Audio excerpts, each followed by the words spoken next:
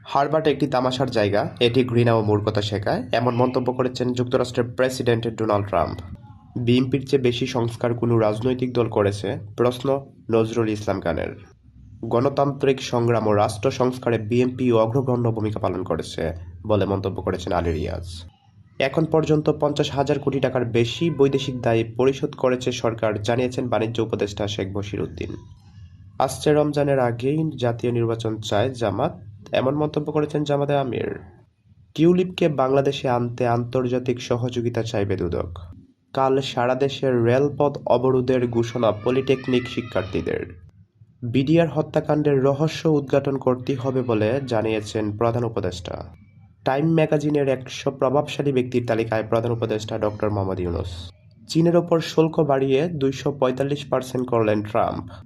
ব্যবসা গরমের পর রাজধানীর বিভিন্ন স্থানে স্বস্তির বৃষ্টি। স্ত্রীসহ সাবেক এমপি ওমর ফারুকের দেশ থেকে নিষেধাজ্ঞা। অন্তর্বর্তী সরকার বিএনপির মতামত অত্যন্ত গুরুত্বের সঙ্গে গ্রহণ করেছেন বলে মনে করেন আইন উপদেষ্টা আসিফ নজরুল। 128 বছর পর অলিম্পিকে ক্রিকেট ফিরছে। যুক্তরাষ্ট্রের সাথে বাণিজ্য যুদ্ধে ভয় পায় না চীন, এমন মন্তব্য করেছেন চীনের সরকার।